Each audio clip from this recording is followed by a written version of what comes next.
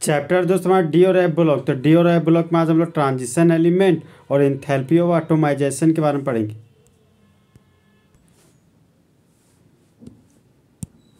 D block का periodic table में position, तो पीरियोडिक टेबल में मिडिल पोर्शन में पाया जाता है डी ब्लॉक। ये देखिए दोस्तों, ये हमारा क्या है, पीरियोडिक टेबल।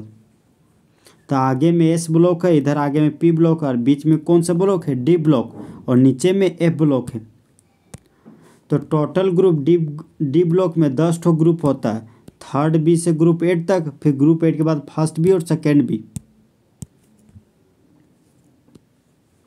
सब ग्रुप बी सब ग्रुप। अब पीरियड 4th पीरियड से 7th पीरियड के बीच होता है डी ब्लॉक का एलिमेंट। डी ब्लॉक का अदर नेम है ट्रांजिशन एलिमेंट और टोटल एलिमेंट है 40 एलिमेंट।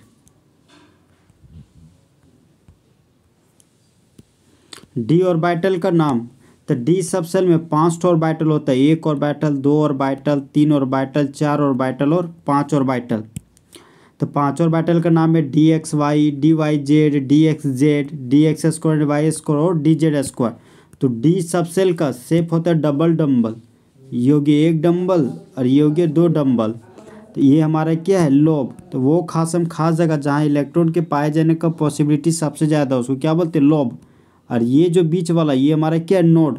वो खास जगह जहाँ पे इलेक्ट्रॉन के पाए जाने का पॉसिबिलिटी ना के बराबर हो, उसको क्या बोलते हैं, नोड।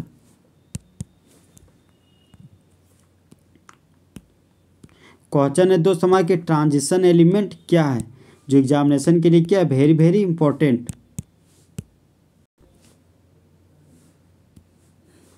वह तत्व जिसके पास अधूरा भरा हो डी ऑर्बिटल ग्राउंड स्टेट में कहलाता है ट्रांजिशन एलिमेंट। जिंक, कैडमियम, कॉपरनीशियम नहीं मान लिया जाता है ट्रांजिशन एलिमेंट के रूप में, क्योंकि इसके पास कमी होता है अधूरा भरा हुआ डी ऑर्बिटल का। तो जिंक का एटॉमिक नंबर 30 होता है, कैडमियम का एटॉमिक नंबर 48 होता है और कॉपरनीशियम का एटॉमिक नंबर 112 होता है। कुल 36 एलिमेंट पाए जाते हैं पीरियोडिक टेबल में।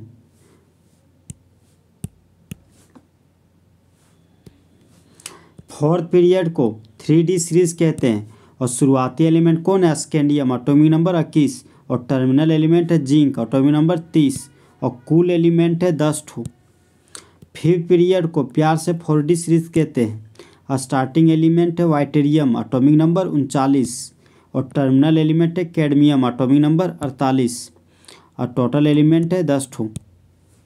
सिक्स पीरियड को प्यार से 5D सीरीज कहते हैं। 5D सीरीज में स्टार्टिंग एलिमेंट लेंथेनम है और टर्मिनल एलिमेंट मर्क्यूरी है।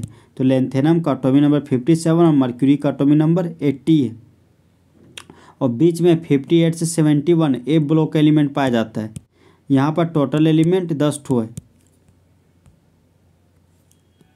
7th पीरियड को प्यार से 6D सीरीज कहते हैं। तो स्टार्टिंग एलिमेंट एक्टिनियम है और टर्मिनल एलिमेंट कॉपरनीशियम है। तो एक्टिनियम का एटॉमिक नंबर 89 है और कॉपरनीशियम का 112। टोटल एलिमेंट 10 ठो है।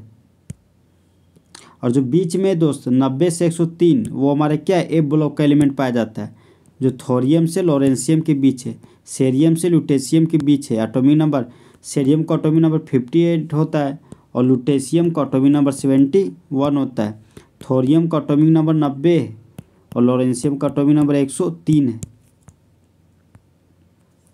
तो स्टार्टिंग एलिमेंट का ट्री के दोस्त सेकेंड ईयर में लाएंगे एसी और टर्मिनल एलिमेंट का ट्री की जानू कड़क होगी कॉपरनीशियम की तरह।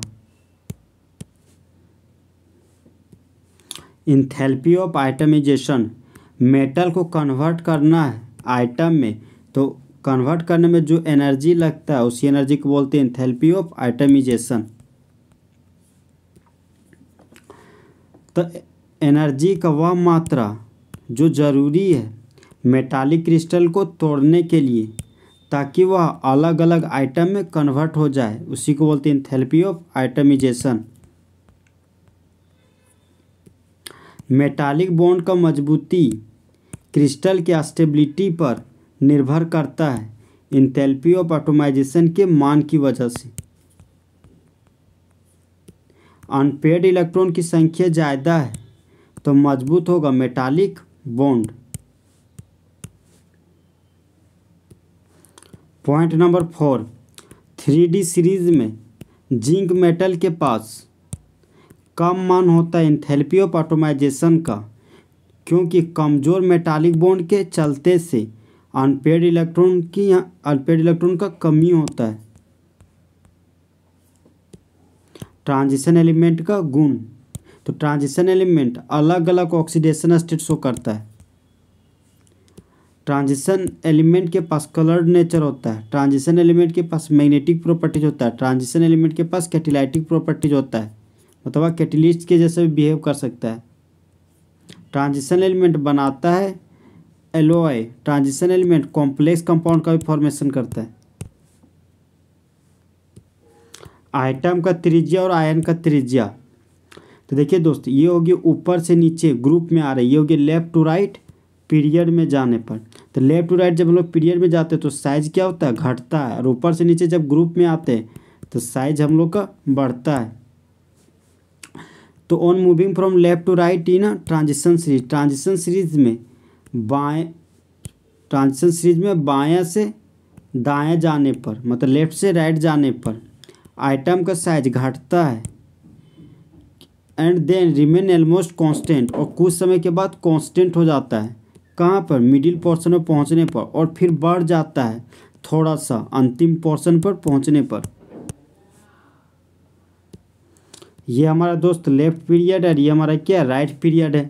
तो लेफ्ट टू राइट जा रहे हैं, इधर ये हमारा एटॉमिक नंबर, ये हो गया हमारा रेडियस। तो ऊपर से नीचे आ रहे हैं तो यहाँ पर क्या हो रहा है, आइटम का साइज घट रहा है, फिर देखते हैं साइज कांस्टेंट हो जाता है, फिर साइज थोड़ा सा बढ़ जाता है। ये हमारा स्कैंडियम है, ये हमारा जिंक है, और ये हमारा एटॉमिक नंबर क्या हो रहा है, बढ़ रहा है। तो स्कैंडियम से जिंक की तरफ जाने पर साइज शुरू में घटता है, फिर कांस्टेंट होता है, फिर बढ़ जाता है। तो इसके पीछे वजह है न्यूक्लियर चार्ज। व्याख्या, तो न्यूक्लियर चार्ज के बढ़ने की वजह से आइटम का रेडियस घट जाता है। दो इलेक्ट्रॉन के बीच रिपल्सन होने की वजह से थोड़ा सा बढ़ जाता है आइटम का रेडियस सीरीज के अंत में।